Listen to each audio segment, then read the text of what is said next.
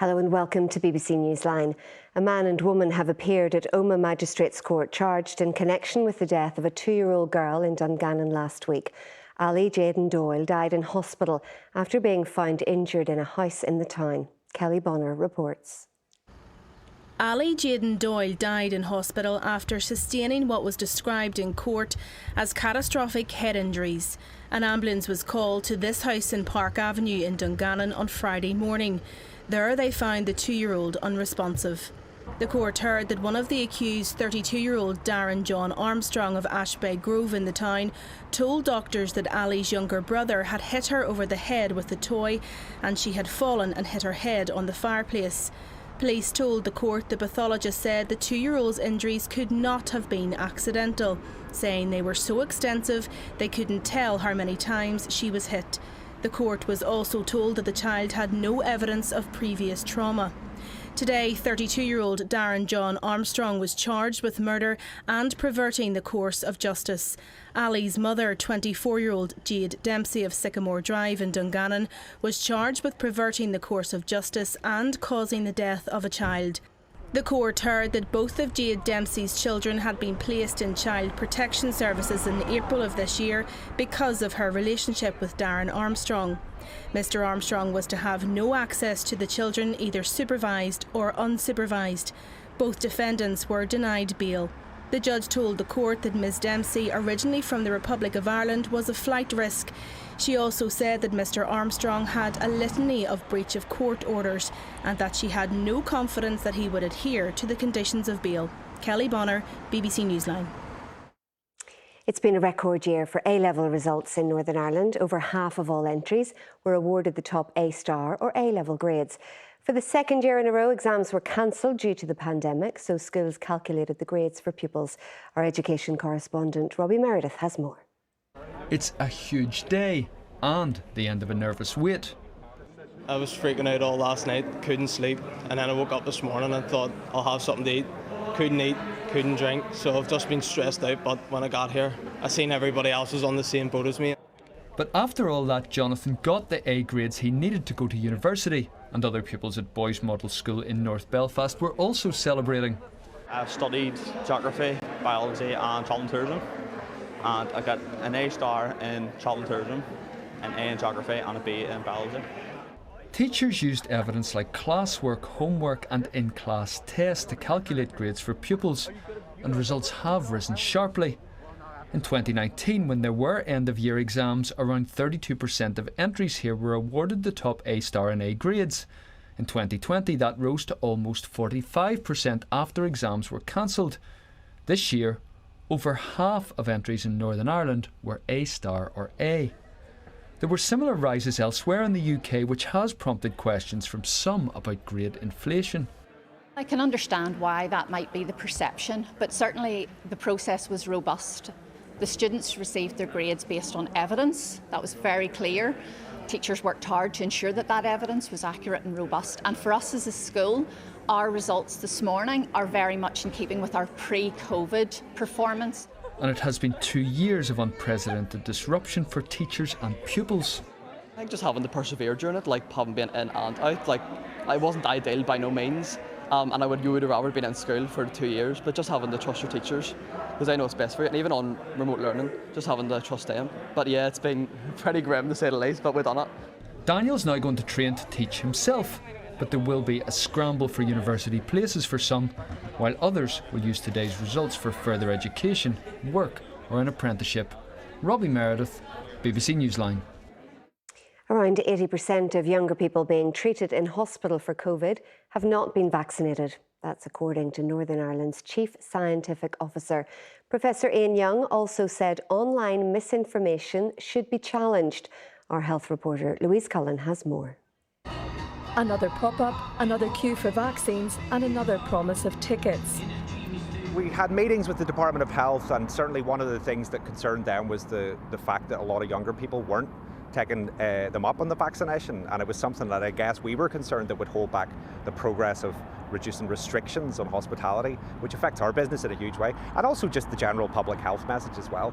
People are still queuing for their vaccination here, but the Department of Health says many aren't coming forward, and that's because of myths and misinformation circulating on social media. That's something the Chief Scientific Advisor has declared war on, saying vaccination makes too much of a difference.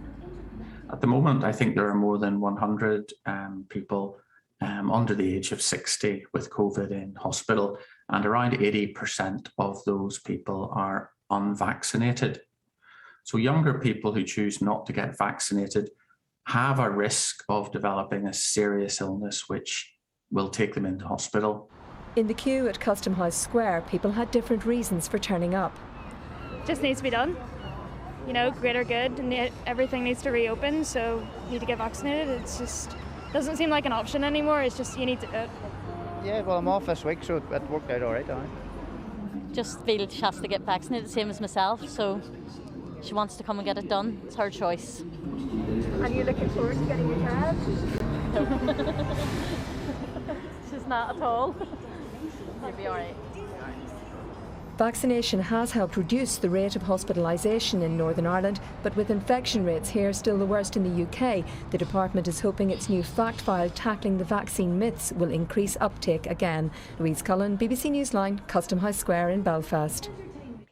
Stormont's First and Deputy First Ministers have been criticised for the delay in appointing a new Victims Commissioner.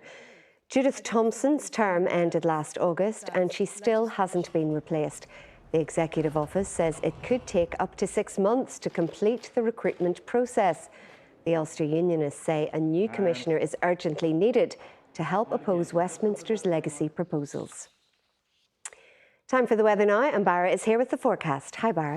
Thank you very much, Tara. Well, after 4 days of weather warnings for thunderstorms and heavy downpours, today I'm happy to say we have none of that. Instead, lots of dry weather out there and some glimmers of sunshine. But as we can see from the satellite picture, we do have some cloud bubbling up. So it's not clear blue sky everywhere, but very little blue on the map. So it's a dry picture for many. A few breaks in that cloud, though, should allow some rays of sunshine to come through. And where we get the best, it will be warm. Temperatures of 20, perhaps 21 degrees inland.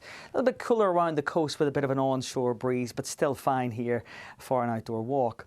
Fine this evening if you are heading to that concert, for example, in Custom House Square. It's going to be dry, no rain in the forecast, but there is rain coming our way for tomorrow morning. Before then, a cloudy, quite mild night, 14 to 15 degrees. Then we see the rain coming in from the Atlantic, and that's going to give us a very wet start tomorrow morning. Some heavy rain expected, especially around rush hour tomorrow. But the good news is, as you can see, it clears by mid-afternoon. The sunshine will follow behind, maybe 1 or 2 isolated showers, but most places tomorrow will be dry once that rain clears. Warm again, 19 to 20 degrees. This low pressure system is going to bring some fresher winds on Thursday, a little bit of rain too, especially towards the north and west. It stays with us into Friday as well with the odd isolated shower, but some sunny spells can be expected as well. So tomorrow, the wettest day of the two, a little bit of rain Friday. Over the weekend, drier conditions, some sunshine, temperatures up in the high teens. Barra, thank you. A signed summary now with Raymond Abernethy. A man and woman have appeared before Omagh Magistrates Court, charged in connection with the death of a 2-year-old girl in Dungannon last week. Ali Jaden Doyle died in hospital after being found injured in a house in the town. Both were remanded in custody. Over half of all A-level entries in Northern Ireland were awarded the top A star or A-level grades. For the second year in a row, exams were cancelled due to the pandemic, so schools calculated the grades for pupils. Around 80% of people under 60 being treated in hospital for COVID have not been vaccinated, according to Northern Ireland's Chief Scientific Officer. Professor Ian Young says more must be done to combat online misinformation. Stormont's First and Deputy First Ministers have been criticised for the delay in appointing a new Victims Commissioner. Judith Thompson's term ended last August and she still hasn't been replaced. The Ulster Unionists say a new commissioner is urgently needed to help oppose Westminster's legacy proposals. That's it for now. I'll be back with BBC Newsline at 6:30 on BBC One. But from both of us, have a good afternoon. Bye-bye.